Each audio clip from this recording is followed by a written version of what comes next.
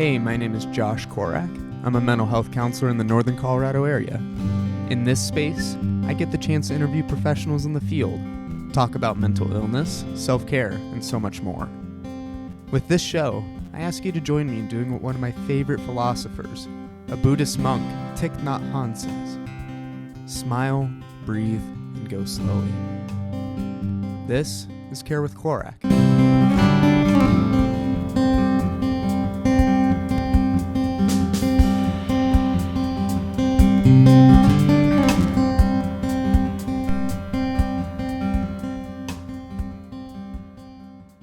Hey everyone, welcome back to Care with Korak. Today we have a very fun guest, really interesting episode for you guys today. Today I'm joined by the wonderful Saffi Biasetti. Saffi Biasetti is a licensed clinical social worker. She has been a practicing psychotherapist for over 30 years. She holds a PhD in psychology with a transpersonal concentration. She also is a certified eating disorder specialist through IAEDP, a trained mindful self-compassion and mindfulness teacher, a trained polyvagal theory therapist. Polyvagal theory, gosh, guys, let me tell you real quick. That is something super interesting. If I can get somebody who really specializes in that on my future season or something, I think you guys would really enjoy that. We didn't get a chance to talk about too much, unfortunately, on this episode, but a little bit, so you'll get a hint of it. She's also a certified MABT practitioner and a certified yoga therapist. Her doctoral research explored the role of self-compassion in eating disorder recovery. She's the author of multiple books, including Befriending Your Body, a self-compassionate approach to freeing yourself from disordered eating, and the Awakening Self-Compassion card deck, both of which you can find in the bio of the episode. As a somatic psychotherapist, her approach to therapy is unique and informed by multiple trainings she has done throughout her clinical career. Her research, training, and passion for self-compassion practice and the power it has to change up your nervous system and your relationship with yourself, others, and your life frames all the work she does. She practices through a trauma-informed, holistic neuropsychotherapy lens, helping you to investigate and make sense of what you are experiencing in your nervous system, sensations you feel in your body, your emotions, and your thoughts. And we learn together how to understand and hold all of this through self-compassion. She is a polyvagal-informed therapist, mindfulness trained, and a researcher, teacher, and trainer of self-compassion. She has developed a unique technique, mindfulness-based embodiment, used within talk therapy sessions that allows you to become aware of patterns, both in the mind and the body, that may no longer serve you in life.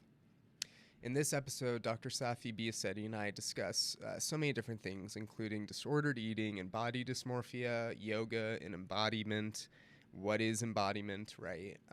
And then other forms of somatic work for healing and just so much more.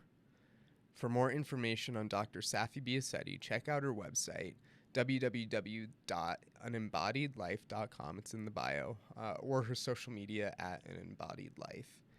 Make sure to check out her book and her new Awakening Self-Compassion cards, both available on her website. Follow me at Josh Korak on TikTok, Instagram, and YouTube for video clips, podcast previews, and more mental health content. If you are in a mental health crisis, please call 988, the new suicide hotline number, or go to your nearest emergency room. If you're from Colorado and are interested in scheduling a session, please reach out at sojourncounselingco.com/Josh or email me at josh@sojourncounselingco.com. All right, that just about does it. Let's get into it. This is Care with Korak with Dr. Saffi Biasetti.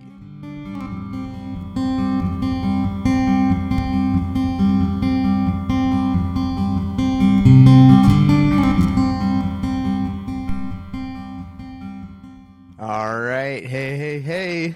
Welcome to the show, Dr. Saffi Biasetti. Thank you. Thank you for having me. All right. Sorry, I got a notification that my storage is full. I've been having too many people on the show, so Apparently it's taking up all my storage space on my computer. Oh, good. Well, hey, anyways, welcome to the show. I'm really glad you could take some time out of your day to speak with me and speak with my audience, and super excited for this. Sure. Thanks for having me. Yeah. Awesome. Well, why don't we just start off? Tell us a little bit about who you are and a little bit about your background and a little bit about your life. Sure. Well, I am practicing somatic psychotherapist here in Saratoga Springs, New York. It's upstate New York, about 3 hours north of New York City. I was a city girl, though, grew up in Queens, New York. And so moving up here was like moving out of state for a while, but Wow. did that about, going on 17 years ago now. And don't regret it. It was really nice. It kind of propelled me into slowing down a bit, and actually gave me the ability to kind of change a course in my career. I was a clinical social worker for 20 years, and moving up this way, I decided I had a private practice, where we used to live, and then when we moved up here, I decided before reopening another private practice that I was really going to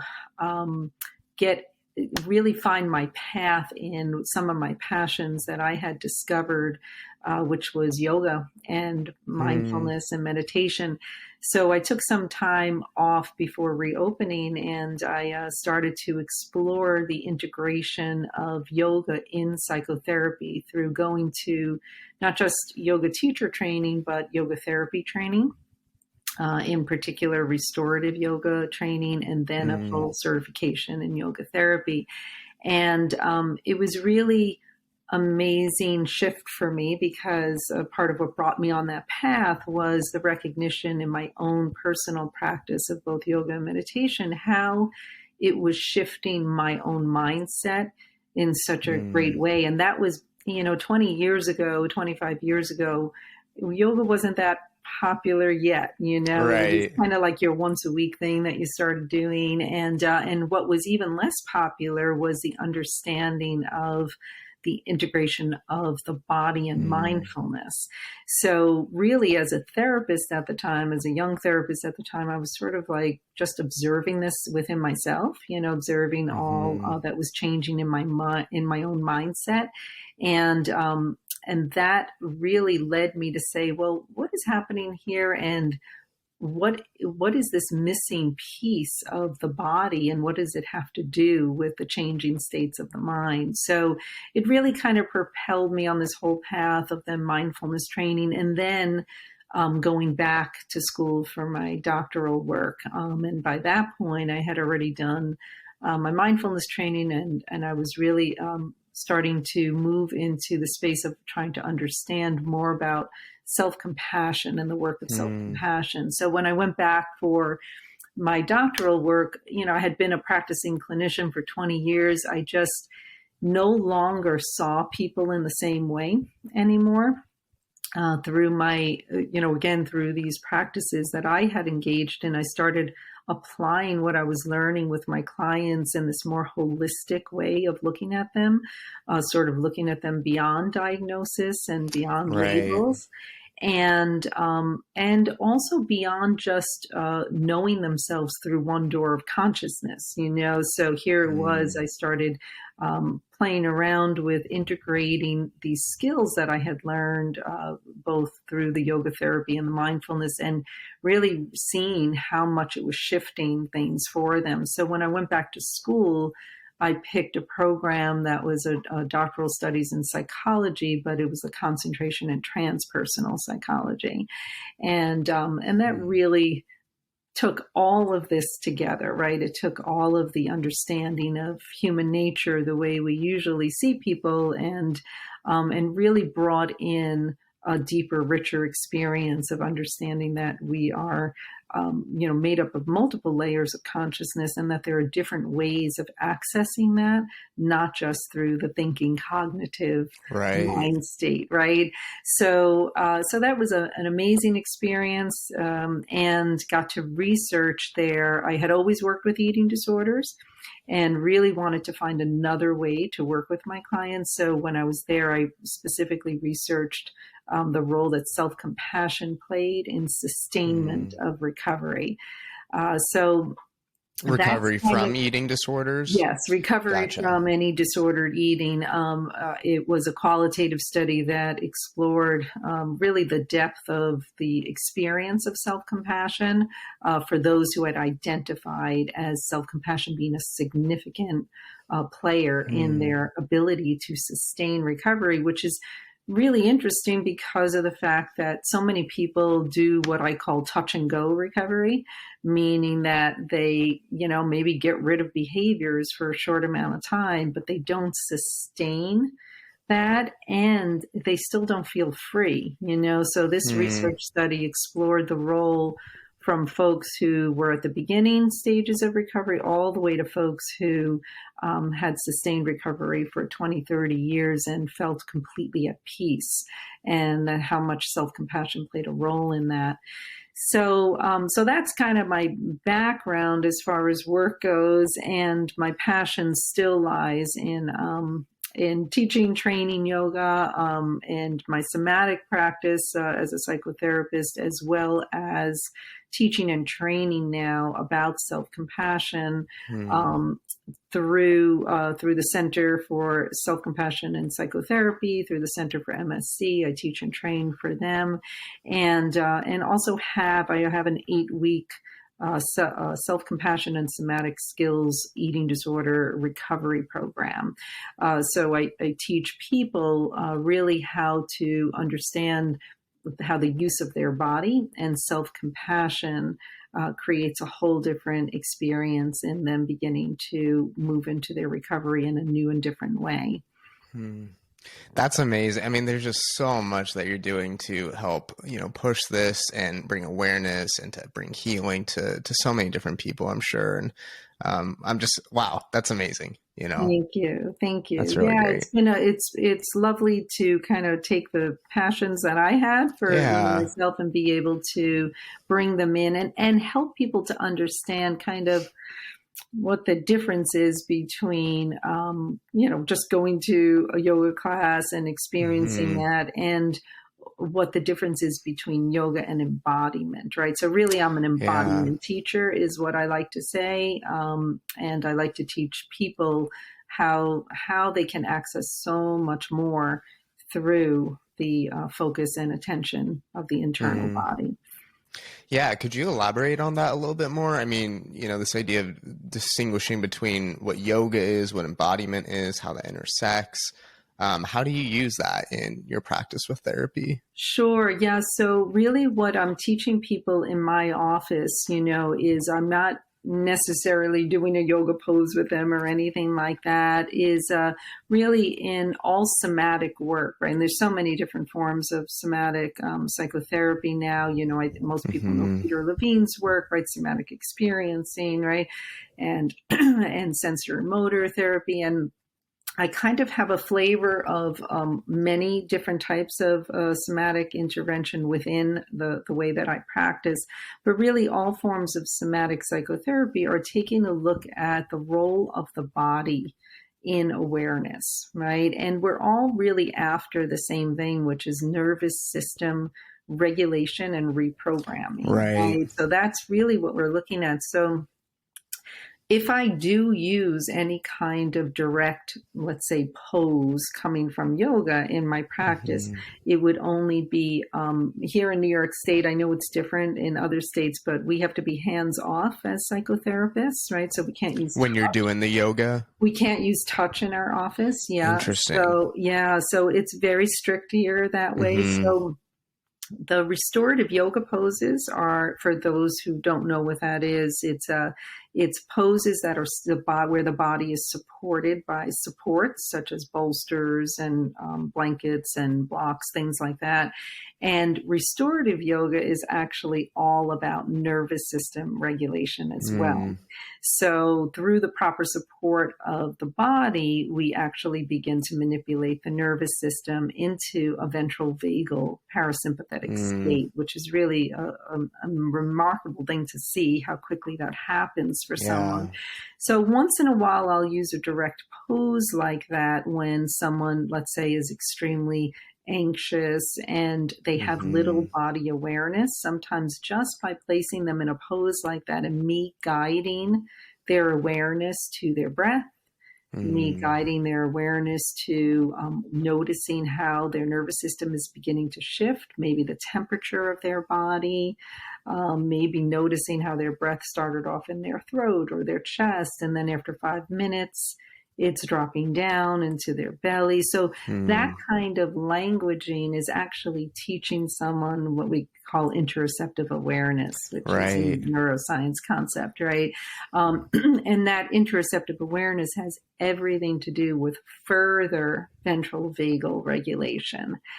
So sometimes I'll do it with a direct pose like that, and other times we will do it just by accessing me sitting across from the client, being their co-regulator, me noticing perhaps how someone is seated, if they're tense and holding. Sometimes people don't even realize their shoulders are raised up to their ears.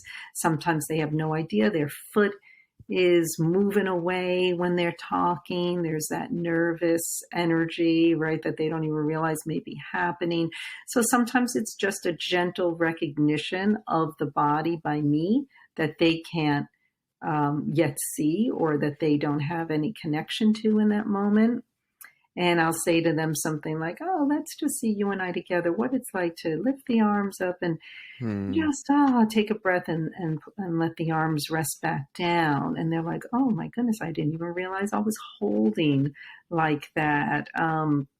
Or sometimes they say certain words and they'll repeat certain words over and over, and they'll have like a hand motion that goes along with those words.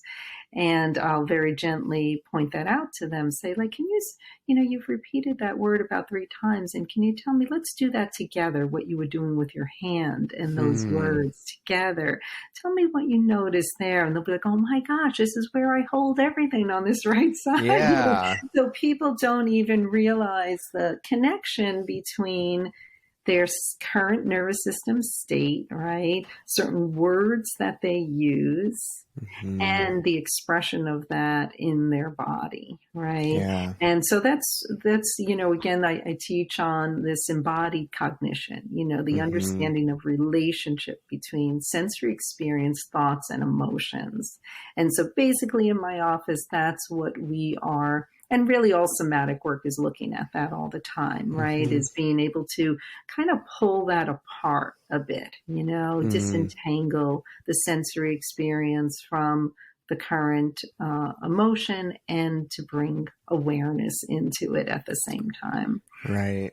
Yeah, that's amazing. I mean, so a lot of the work that I do is with trauma. And so initially when we're first starting to meet with them, I try to focus, I mean, given I'm still very early on in my career and learning experience, but I'm trying to definitely focus more on that somatic piece and, what you're talking about with the parasympathetic, and trying to move from like a sympathetic dominant to a parasympathetic dominant, and doing some of that somatic work. So it's just really interesting to hear your approach with that, and just the kindness, the mindfulness aspect. I mean, that's just so peaceful, which is the goal, right? Yeah, absolutely. And, self-compassion, the really amazing part of it is that not only is it an emotional regulator, right? So self-compassion, we know at the end of the day, is about emotional regulation. The interesting thing with it, if we take the somatic, because my favorite thing to do is to take the somatic work and the self-compassion together. That's actually what I teach on in that self-compassion and psychotherapy program. And what we understand about it, I'm also a polyvagal trained therapist, and what we know about it is that when self-compassion can be delivered, so this is where, as therapists, the intervention and the timing of intervention is very important, because if we deliver a self-compassionate, say, statement even, or attempt to do an intervention that is a self-compassion intervention at a time when our clients are really hyper aroused, we're probably going to meet a lot of backdraft, what we call in the self-compassion world backdraft, what we understand as resistance, right? Because when we're in a sympathetic state, when we're flooded like that, we're in a whole negativity our negativity bias is high. We're in a very critical state, right? Self-critical state. And we're on many of our clients, especially with those with trauma, and with my clients, I work with trauma as well. That's one of the Right. areas I specialize in. But with my clients with eating disorders, there's a lot of self-loathing going on. And they don't want to hear anything about kindness at a time like that, you know? Yeah. So really what we're looking to do is we're looking to regulate first, right? So we're doing that co-regulation. We're looking, and that's where I use the somatic work to even get a moment of ventral experience, even a moment. And as that moment comes in, that's when we can go with the self-compassion intervention. That's when we can go with those words of kindness. And because that's when we have the accessibility, right? That's when we have the accessibility to take it in. And then once we build that with our clients over and over, then when they have a dysregulated moment, that those words of kindness will be able to come in more accessible, more readily, I should say. Right. Yeah. Mm-hmm. I mean, that's super interesting. I want to hear more about, how this all interacts with eating disorders or disordered eating, which I know is an area that you also specialize in. But before we even get there, I'm curious, would you be willing to share, like, what are some of the interventions, or what's like a common technique that you use pretty regularly to introduce self-compassion into your therapy? Sure. Yeah. So I'm a big one for, and I'm a trained mindful self-compassion teacher and what have you. And I love the program, but I'm a big one for not using like direct interventions all the time. So it's not like I pull out my MSc book and, read a meditation or something like that. Right. I'm much more relational in my approach. All somatic work is very relational work. So I really use the relationship as the base of the modeling of self-compassion. So when someone tells me something, and you'll know this from your clients with trauma, because it's so hard for folks to not come into the office the moment they meet us, right?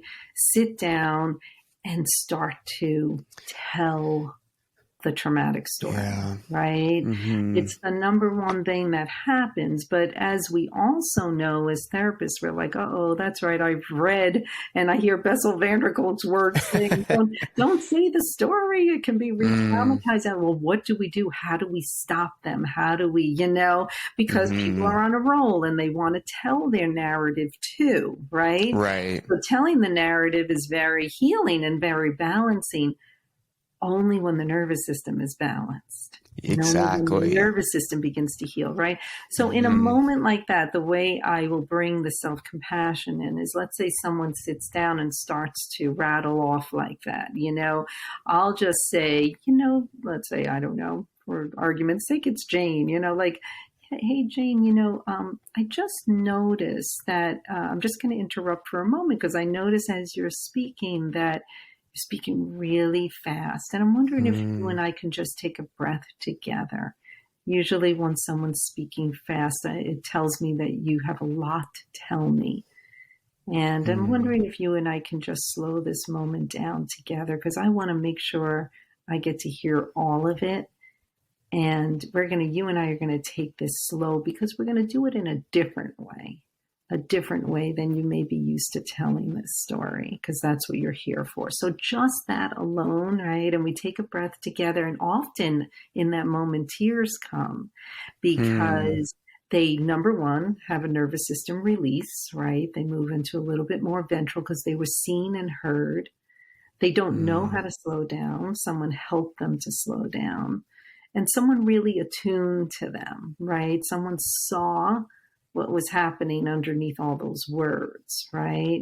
I saw what was happening in their body, in their voice, in their breath, whoever watches them like that, So it's like a beautiful moment of modeling the self-compassion and the reparenting, really, that they haven't had, So we start that off. That's how we can start off that compassion right away. and it really sets the tone, you know. So that's how I like to just deliver it immediately. And we go from there. And it's really just based on the simplicity of words. And another favorite of mine, I say this in my 8-week program all the time, you know, people come in and they have all these behaviors going on that they're so upset about, right? And once they understand what they've been trying to manage, so psychoeducation is everything when it comes to somatic work, because people need to be educated on their nervous system. They need to be educated on what's happening in their brain, right? Why their body reacts the way it does. And then once I teach them that education, like I'll even take out like a whiteboard and I'll draw the nervous system. I do the same. Right? Exactly. It's a brilliant thing to do, because the moment they understand that, what I say to them then is, hey, out of fairness, how could these behaviors not be going on?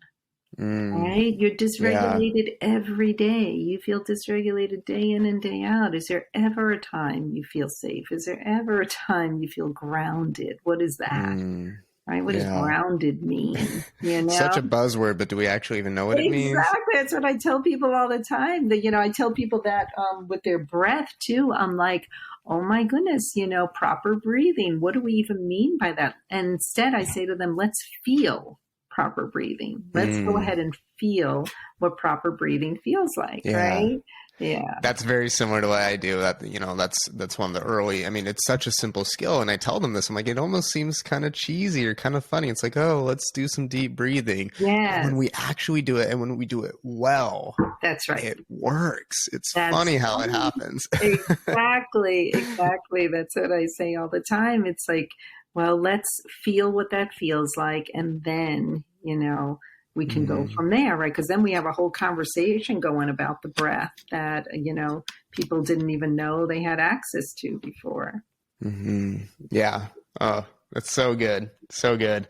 Well, I'm curious if we can transition slightly and take all of what we've just talked about and start to incorporate it into this talk around eating disorders, right? Or disordered eating, however we want to label it. One moment. I'm sorry. I'm distracted because it's saying low battery on my computer. Oh, yeah. No worries. For some reason, if you could give me one moment, I'm going to find a different plug. No, yeah. Take your time. Thank you. Do what you got to do. No worries. Doesn't seem to be working.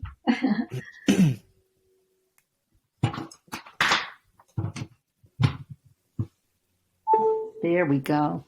I was plugging it in, waiting to hear that sound, and it wasn't going off. So. Right. No, you're all good. Now it's plugged in. All right. So, sure. Tell me the transition to. Yeah. Well, I'm just curious. Can we, you know, a big focus of my podcast is like you said earlier, is, you know, we need to be focusing a little bit more on that psychoeducation, just bringing awareness. And I'm curious if we could just start out really simply, like, what are eating disorders or disordered eating, or what do we even start to call these experiences? Exactly. Yeah. And I like actually when what you said, what do we call these experiences? Right. Because I really like to explain to my clients that that's what it is. Right. So I look at all eating disorder behavior as really just ways to adapt, right? Adapting to an internal system that that really feels unsafe to live in for whatever reason, right? So across the board, you know, I always identify, we're talking about the main eating disorders that we all easily know about, right? That are in the, you know, you typically hear about, right? Anorexia nervosa, bulimia, and binge eating disorder are your three most diagnosed eating disorders. But then we have eating disorder not otherwise specified, right? NOS, where you're like, maybe the person has some disordered eating, but they don't quite fit into these categories, right? Right. And where does body dysmorphia play a role in that? Is that considered an eating disorder? I don't even know. It's part of disordered eating, meaning, well, I should say that body dysmorphia doesn't always lead to necessarily disordered eating. It tends to. You will always see body dysmorphia in all of the categories, all of the diagnostic categories. People have body dysmorphia, and part of the reason we see that, especially we see that a great deal, of course, in anorexia, where people lose the ability to literally see their body in the size that it is, right? Although anorexia happens in all sizes and shapes and forms, right? Right. But part of the reason what happens with any kind of body image disturbance is, again, when our limbic system is really on fire, right? So when we have a nervous system dysregulation and our limbic system in our brain is really triggered, right, set off, we cannot perceive image properly, right? So the parietal lobe receives messaging from that whole limbic system. And so physically we can't see yes, things in the way that they actually are. that's right. It's not Especially a matter of we're not willing to, it's just that's we right. can't. That's right, especially when it comes to our own body, right? It's part of the Yeah. reason we all have body image, disturbance, right? By way of living in this world, right? Because we live in a culture of mind-body divide, and we live in a culture that constantly marginalizes and oppresses bodies, especially those of color, those that don't fit into a certain shape and size according to what the standard of beauty is in the moment, right? As we know, it's constantly changing. So everyone across the board has some level of body image disturbance, based on that. And then we add into it, so body image is born from internalized beliefs. It's born from perception, right? So perception of what we see out there in the world, and then self-perception. And then it's also born from what we are feeling in the moment. So I kind of use this quick little thing with my clients and in the program, where I say to them, think of the last moment of joy that you had. Last moment of joy, like you were like really, like maybe even a smile comes to your face when you recall it, right? And I ask them to consider, what were they doing? What were they doing? Where were they? What were they doing? Who were they with? And then I ask them, were you thinking about your body image at that moment? And it's so rare, if ever, that I have heard someone say, oh yeah, I was joy-filled and upset about how, the look of my thighs, or, joy-filled and upset about, what my stomach looked like in that moment. It's often an either or experience, meaning that especially when they report what they were joy-filled with, it usually has to do with how their body was playing a role in action of some sort. That's Interesting. Could you give an example of that maybe? Sure. Yeah, I had a young woman in my program who once talked about being terrified to put on a bathing suit, right? And she hadn't put one on in years, but she and her partner was somewhere and they wanted to go jet skiing. And she didn't want to go because she didn't want to put on a bathing suit. So here she was about to miss out on a joy and connection with her partner, right? And a joy in life, a connection, an embodied experience, which means living through the sensory experience in the moment, right? She was about to miss out on that whole thing, but because she was in the program, she was like, the words were going around in her mind with me teaching all this stuff. And she was like, I'm going to do it. I'm just going to do it. So she was highly activated when she first got in that bathing suit, first got on that jet ski. But then she was in the moment, wasn't she? She was fully embodied. She started to laugh and have a great time. And she said while she was on that jet ski, she completely forgot in that moment what she was so disturbed about beforehand, right? Because she had to be so in the moment.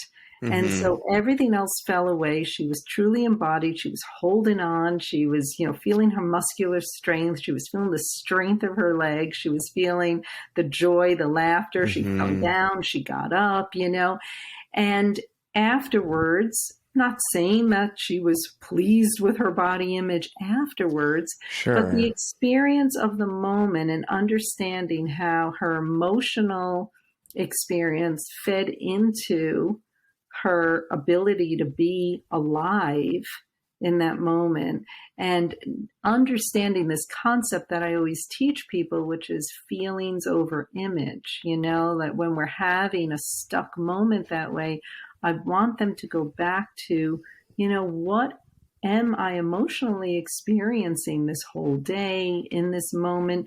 Because the truth is, when we're not feeling so great, we're not going to be thinking we look so great either. It goes hand in hand.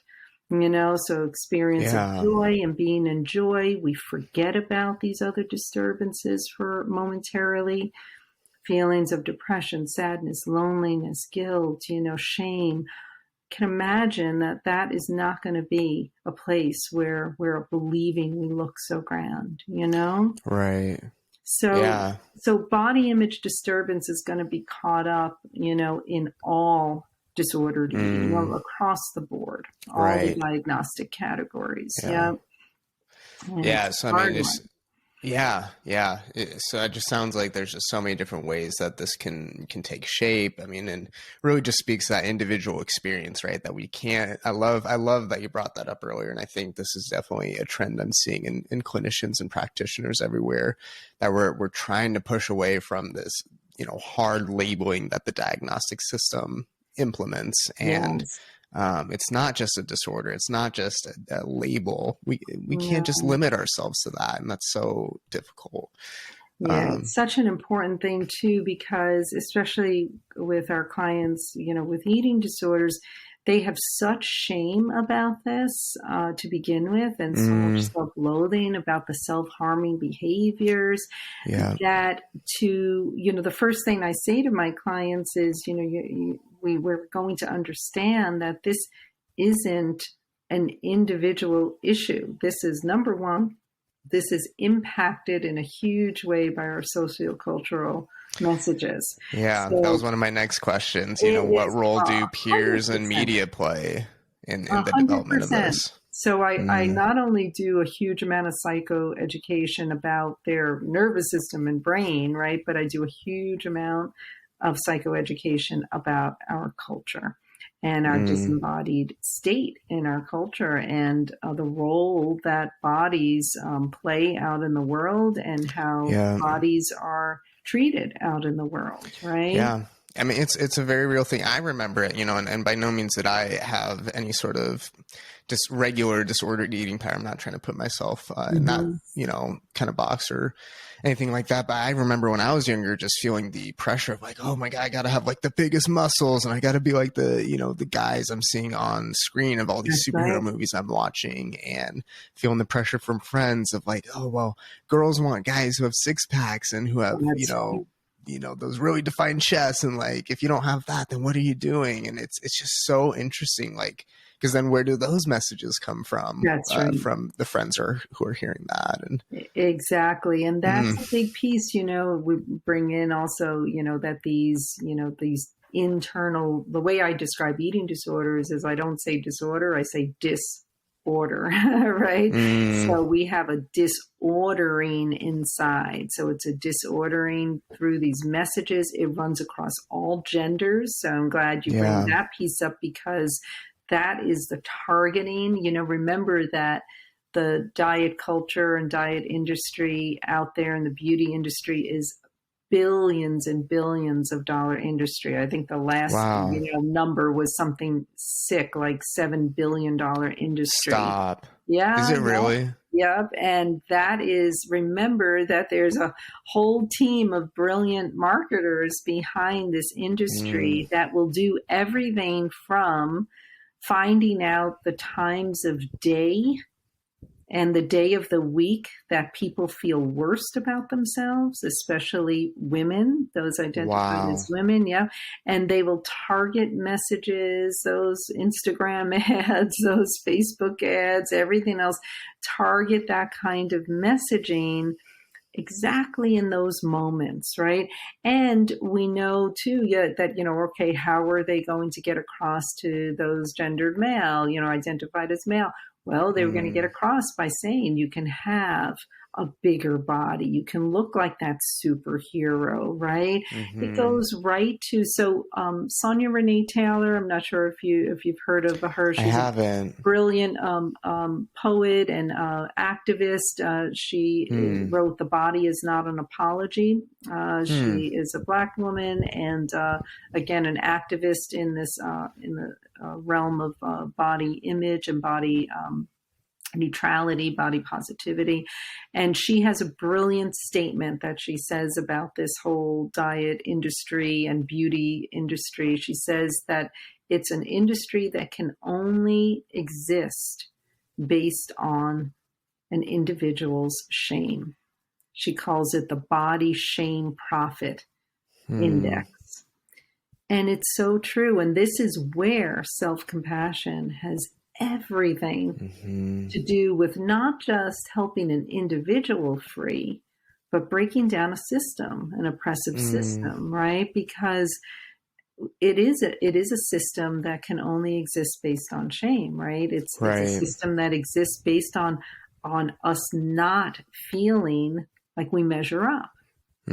That we're not good enough, Of course, that we're which not is the good whole enough. message of shame. It's the whole message, it's the whole Mm. internalized belief, right? Mm-hmm. And so it's a powerful piece. And this is where I often like to say to folks, if you can learn what's happening in here inside your body, right? And that's that interoceptive awareness. If you can learn the messages from your body, if Hmm. you can learn what you're sensing, what you're feeling, then you don't have to rely on external messages, right? You don't have to Mm. rely on external guidance, right? Like, oh, this is the way you should eat. This is the way you shouldn't eat. This is, the way you should exercise. This isn't the way you should exercise. Instead, you befriend your body, hence the title of my book, right? You Right. befriend your body and you learn to listen and be your best Mm. friend, right? You learn to listen to what your body wants for you to Mm-hmm. do. Does it want you to be in a gym 5 hours a day, building that six pack? Or does it want you to be out, in Mm. nature? I don't know, walking your dog, Yeah. you know? Mm. This is what so that whole industry robs us of embodiment. As a matter of fact, they're terrified of embodiment because if people embody, right, if people bring their mind and body together, listen in, sense, feel, get Mm. directed by that internal messaging, we won't need them anymore. Mm-hmm. We won't need to pick up that silly Right. Next Diet magazine or, hop on Noom or whatever, we won't need any of Yeah. that. And for me, I mean, it's obviously not a simple answer, but for me, the question is just like, what is so wrong with that? Like, what would be so bad about that? Obviously, it'd be bad for them because they're losing that Yeah. business, they're losing. But why would it be so wrong for us as a culture, us as a society, and as a community to move away from Yeah. this business of shame, That's essentially? right. That's right. Well, this is where we circle back around to yoga and the spiritual traditions, Mm, right? Because yeah. we look at the spiritual traditions, at the heart of them, what they have at their core is a non duality, right? They don't have Mm, the Western duality of mind and body that our culture was built on. The Western culture was built on the paradigm of the mind body divide, right? That right. dualism, right? And the spiritual practices, right? The Eastern spiritual practices, is part of the reason Carl Jung studied them, even, right? He was looking in search for non-duality, right?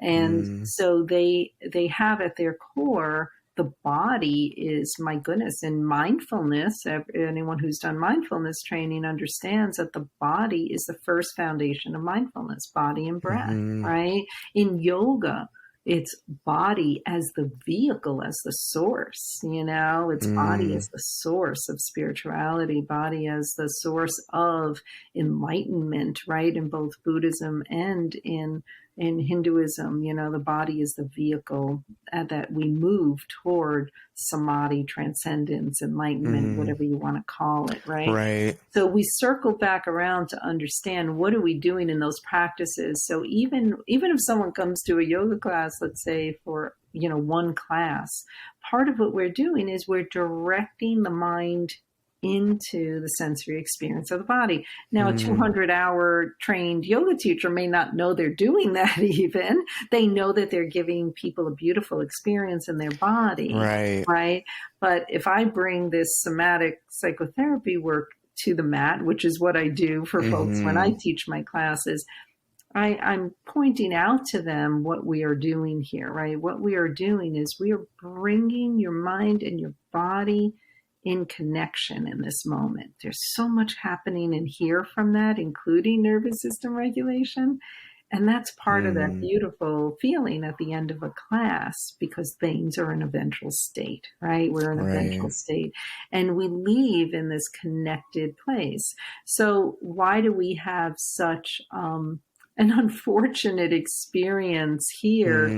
Mm, Because our culture was built on duality, not on yeah. non-duality. And that's why I often say, if we want to prevent eating disorders, we better start really, really young, really young. Mm, Like I'm talking, we are all born embodied beings. We are yeah. all born sensing, feeling, embodied beings. That's good. When the higher mind comes in, that's when we're in trouble, right? Because that's Mm, when we start getting pulled out and away, and we get externally influenced right away. So how do we build, these positive embodied experience? Well, number one, we allow children to be in their bodies, right?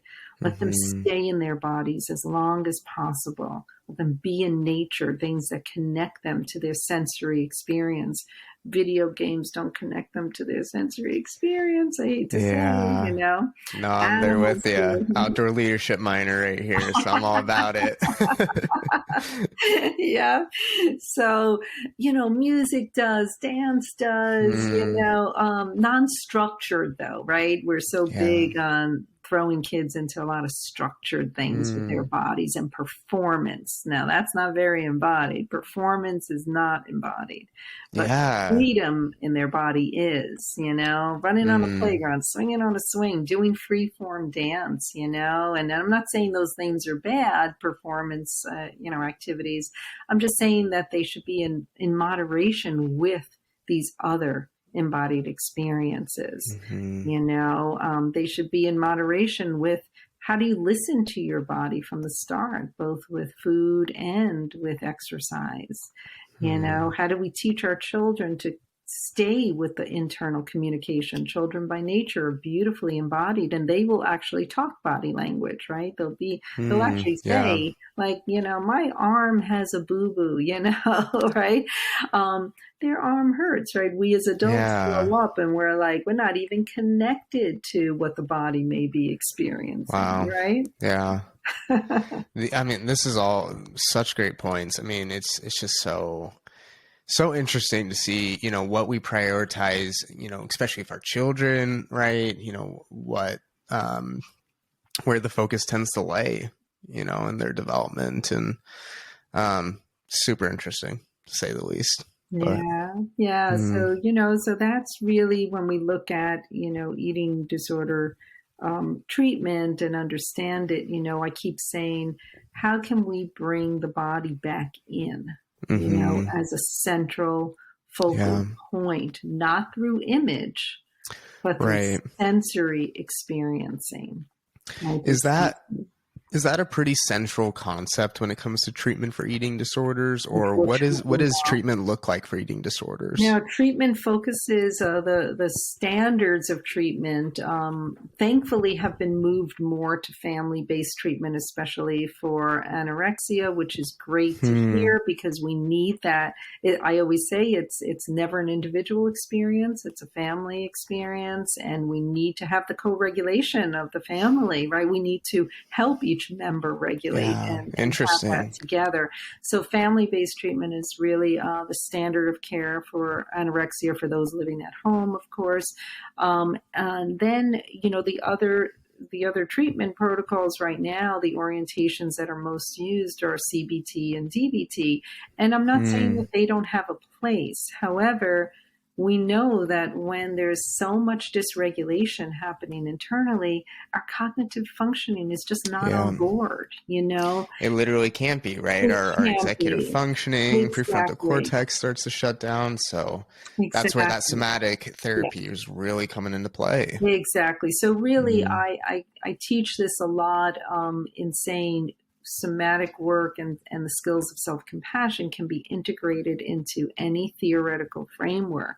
So it's really learning more skills as a therapist to use these interventions in the beginning and then begin to use your cognitive and your DBT mm, work, and the relational work should never be left out of the picture. It's central. mhm. The problem is with a lot of our treatment these days, because it's so short term, this is the problem is often we don't get to build that real Mm, central co-regulating piece of the relationship that we need with our clients.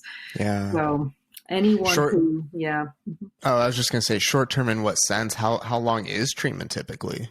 Well, if we're talking residential care, most insurance plans at this point in time are Mm, not paying for more than a month or, top 6 weeks or something right. like that. So Going then back to money and that's money right. being the Yeah, deciding factor when it comes to some of these things. It's so that's right. difficult. Mm, Exactly. So, so again, the integration, I say even when someone though is in a residential center, let's say they can be integrating this work right from the start by teaching them once again, like you and I were just saying, giving them the psychoeducation about their body, their nervous system, their brain. And some centers are doing that now, which is excellent. And mm, also by giving them the education on the sociocultural influence, which right. is incredibly important. Yeah. It is really important, and I'm glad to see it's changing. It sounds like, but it's slow change, just like many things, and That's right. That's it's right. tough. Um, how do we start to empower the general public, right? For my listeners who are listening, what can we be doing to kind of help support this, help support those who we care about and love, who may be struggling with something like disordered eating? Yeah, so one of the main ways that we can support someone is by truly seeing them, okay? Meaning that one of the things my clients, hate the most, and I really heard this in my research a great deal, is that everyone around is scared, and that's fair. Mm, People are scared when they see someone suffering a great deal and they see their body changing and what have you, and people are struggling and suffering. And those around them tend to focus on that and that only. What are you eating? What are you not eating? Don't eat this or eat this, right? And everything is focused on the behavior, and we lose sight of the human underneath, right. so many of my clients say, and this is really where the self-compassion begins, is compassion from another, right? So in other words, what would it be like to say to someone we care about, like, hey, are you okay? You don't see Mm, yourself. You don't see yeah. yourself. One of my participants told me that her big turnaround, her turning point was when someone came to her and said, "You've lost the sparkle in your eyes. Are you Mm, okay?" Now that's a whole different way of seeing someone. That's like what I yeah. said about my client earlier, right? Who comes Mm, in chatting away and I say, let's take, can you breathe? Let's take a breath together, right? So it's really seeing someone beyond just their suffering yeah. and saying, I want to know you again. What happened to you? Are you Mm, okay? And so meeting them with that kind of concern and compassion as a person allows them to say, is this stuff getting in my way? Am I losing me? right? So it gets them to be able to, what I write about this in my book in chapter 2, I say, how do we bring compassion in from the outside, and let it water the seed of compassion within us? Well, we do it when people see us for who we are beyond our suffering. And that's how we then begin to water that little seed of compassion within, because it makes us then say, oh, maybe they're right. Maybe I have lost myself somewhere here. Right. Yeah. It takes that intentional relationship. Yeah, exactly. So that's one way. And the other way that I point out is, just as a whole, let's say we're not even talking about, let's say we're talking about looking at this systemic piece, that is so dangerously oppressive to all bodies, especially our young people coming and growing up, into this world. Let's stop the participation as adults. Let's stop the participation in these systems. Watch as parents that you're not bringing these diets into the home. Watch that you're holding yourself accountable and standing strong up against these systems. Watch that we don't participate in that language when, how often you're out at a party and someone's like making comments about bodies, right? About body size, right? I just saw a client yesterday who is suffering terribly from an autoimmune disease and happened to lose weight from this awful disease that could take her life, actually. Yeah, wow. And she said not one person says anything to her, but don't you look fantastic? You lost all that weight. Wow. And so this is how embedded we are in it, that we can't even see a dying body because we're so focused on the pursuit of thinness and body size. Yeah. And that's a great, that's a whole nother topic that we're hinting on, this idea of the diet culture. Yes. We're running out of time, but what are some alternatives to that? Like how do we push against that, and how do we look for alternatives that are healthier? Yeah. So the alternatives are really beginning your own curiosity about the mind-body integration. And it doesn't, it doesn't have to be yoga. I tell everybody, find your own way. Yeah. There's a lot of options out there. There's a lot of options. Yeah. So many of my clients swim because the water is a beautifully mindful, rhythmic movement in their body. Yeah. Walking. I love to walk with my dog. That's my thing, that my dog is always keeping me present, to the moment that being in nature. I love to hike, right? So find your own way to stay deeply connected and be curious about not just what you want to do up here from the mind, but be curious in that day. What does my body want to do? Ask the question. I tell people, let's communicate with these bodies. So that's how we can begin. And maybe you find a lovely structured, activity or something that brings you closer to it. I have someone that does pottery. And just the ability to be, that's an amazing sensory experience, And so, so we have to break out of the box of what we've been taught to believe our bodies should be doing. Like a gym, putting on, I don't even own a pair of sneakers. I don't go to a gym. I don't own a pair of sneakers. So we have to break out of the box around what we believe bodies should be doing for movement, and just instead find the movement that brings us joy and do more of that. Beautifully said. Yeah. This has been super, just amazing. It's been super informative, very interesting, very mindful based. I always like to just leave it open. Do you have any kind of words of wisdom that you'd like to pass on to my audience? I really just like what I say to my folks all the time, which is you actually know what you need to know. You just need to be pointed in the direction. That's all. Yeah. The answers are in there. Well said. Thank you. Dr. You're so Saffi welcome. Biasetti. Really appreciate your time. You're so welcome. Thanks for having me.